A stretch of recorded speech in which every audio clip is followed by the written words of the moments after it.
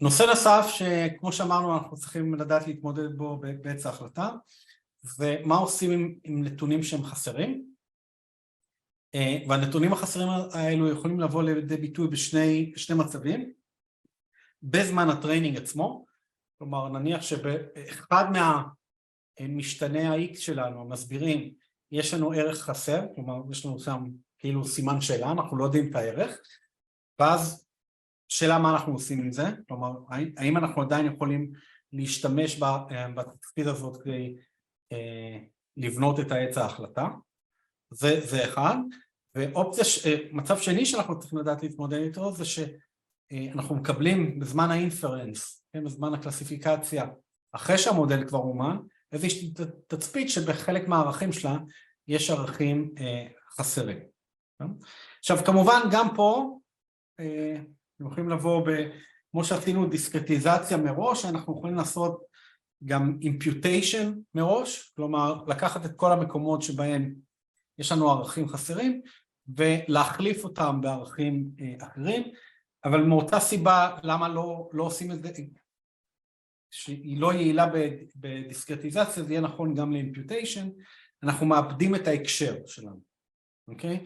כלומר אנחנו עושים imputation כללי ולא ספציפי למיקום שבו אנחנו נמצאים בעץ, וזה לא, מבחינתנו לא אידיאלי, ולכן בדרך כלל בתוך עצי ההחלטה עצמם, האלגוריתמים עצמם יודעים להתמודד עם הערכים החסרים האלו, ובואו ננסה להבין מה אנחנו יכולים לעשות בזמן הטריינינג, ומה אנחנו יכולים לעשות בזמן הטסטינג. אז אופציה אחת שאני אדגים, ואחרי זה אני אדבר על שיטה אחרת, זה האופציה שעובדת, זו הגרסה אחת שנמצאת ב-C45, היא אומרת את הדבר הבא, נניח שיש לנו איזשהו דאטה סט, אתם רואים כאן, ואחד מהתצפיות, התצפית הזאת, האחרונה, הריפאנד שלה הוא לא ידוע, ואנחנו עדיין רוצים לעשות פיצול לפי ריפאנד, אוקיי?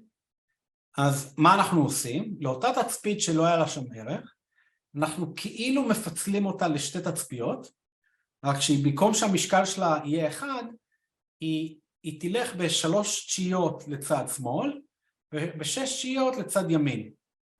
למה החלוקה הזאת? כי זה מספר התצפיות, אם אנחנו מסתכלים בלעדיה, יש לנו 3 בצד שמאל, 6 בצד ימין, ולכן יש לה יותר סיכוי ללכת לצד ימין, נכון? בהסתברות של 6 תשיעיות, אם היינו יודעים את הערך שלה, ובשלוש תשיעיות, אם היינו יודעים יש לה סיכוי ללכת לצד שמאל.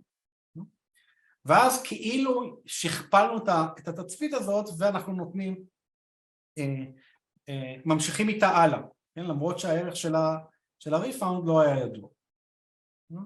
עכשיו בשקלול שאנחנו מחשבים את האנטרופיה, כן? זה נשאר אותו דבר, רק שהכמות שלנו, במקום שתהיה 1 לתצפית הזאת, תהיה 3 תשיעיות במקרה הזה. בסדר?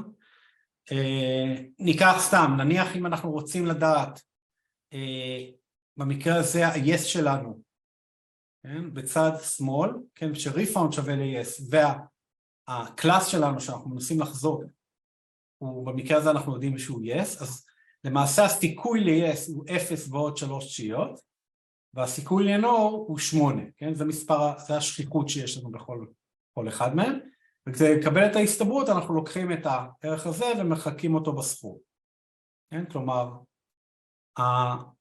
הסיכוי ל-yes יהיה 0 ועוד 3 חלקי 9 חלקי 3 ועוד 3 תשיעיות. כלומר, הוא כאילו במונה ובמכנה הוא נספר לפי החלק שנתתי לו בהתאם להתפלגות שלמדתי בלעדיו. זה ברור העניין? כל יתר החישובים נשארים למעשה אותו דבר. ועכשיו, מה קורה בזמן הביצוע עצמו? כאילו כבר בנינו את המודל, ועכשיו אנחנו מבקשים מאיתנו לעשות פרדיקציה, כן, לתצפית חדשה, שבה יש לנו איזשהו ערך חסר בתוכו. כן?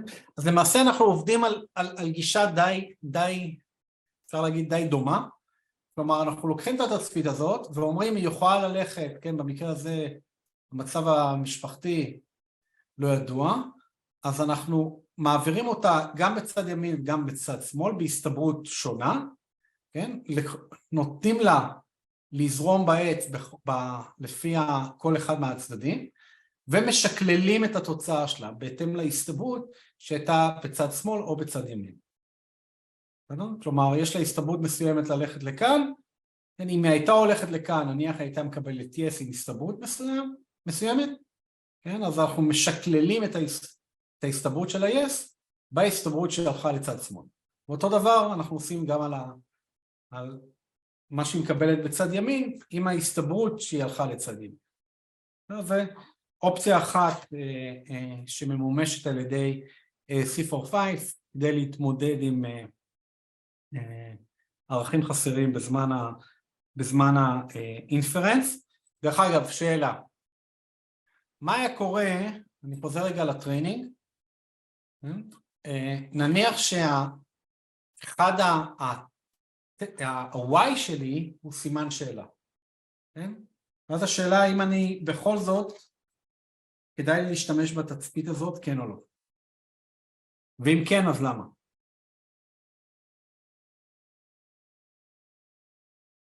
מה הסימן שאלה? הסימן שאלה הוא ב-Y, כלומר במקרה הזה בצ'יט, כן, זה מה שאנחנו מנסים לחזות, האם הלקוח מרמה או לא, בסדר? ונניח אני לא יודע את התשובה, כלומר יש לי את ה-X'ים שלו, אבל ה-Y שלו לא ידוע, האם כדאי לי לנצל אותו, את אותה תצפית לאימון עצמו? לפי מה שראינו במדד של אנטרופיה, גם הכמות שפיצלנו ימין ושמאל משפיעה, ואז בהקשר הזה זה כן יתרם לנו. מעולה, מעולה. בסדר? זה בדיוק העניין, זה ישנה לנו בגלל המדד האנטרופיה השקלול, הוא יעזור לנו להבין כמה הולכים לצד ימין, למרות שאני לא יודע אם הוא חיובי או שלילי, אני אבל כן יודע, זה יעזור לי להבין כמה הולכים לצד ימין לצד שמאל, כמובן בשורש שלה זה פחות קריטי, כן, בחלק העליון, אבל ככל שאנחנו יודעים למטה, זה יותר קריטי, כן, להעריך יותר נכון כמה משקל אני צריך לעשות לצד ימין ולצד שמאל, ולכן האלגוריתמי עצי ההחלטה יכולים, עד כמה שזה נשמע מפתיע, לקבל תצפית שגם בזמן האימון, שגם ה-Y שלה היא ערך חסר. טוב. ליאור, בשביל לחדד פה שבטוח אני מבין, אם היינו משתמשים במדד הפשוט של כמות השגיאות, אז לא היה ערך בלעשות את זה. זאת אומרת, רק בגלל שאנחנו משתמשים במדד של האנטרופיה, זה שווה. נכון, נכון, נכון. לחלוטין. אוקיי. עכשיו, יש עוד שיטה, אני ככה אעבור עליה מהר, היא הגישה שבה מתחרה של C45 מפעילה, כן, האלגוריתם קארט. היא אומרת, בוא נמצא לכל פיצול, איזשהו פיצול חורג, או פיצול חלופי נקרא לזה, באמצעות משתנה אחר, שהוא מתנהג הכי קרוב למשתנה שלפיו עשיתי את הפיצול. כן? נניח, אני אקפוץ ישר לדוגמה, זה יהיה קצת יותר ברור. נניח שיש לי בתוך העץ, אתם רואים כאן, את החלוקה לפי העלות של כן, התשלום לטלפון, כן, האם היא גדולה או קטנה מ-100, ונניח שאני, אין לי לאותה תצפית, אין לי ערך לתשלום החודשי. אני לא יודע טוב, כלומר אני לא יודע להגיד אם הוא left או right, אז מה שהוא למעשה בונה, זה במקביל לפיצול שבאמת נמצא בעץ, הוא מייצר לו תצפית חלופית, פיצול חלופי, עם משתנה שנעזר במשתנה אחר לגמרי, אבל שההתפלגות שלו בשמאל וימין היא הכי קרובה, כן, להתפלגות לפי המשתנה האמיתי שהייתי רוצה לפצל איתו.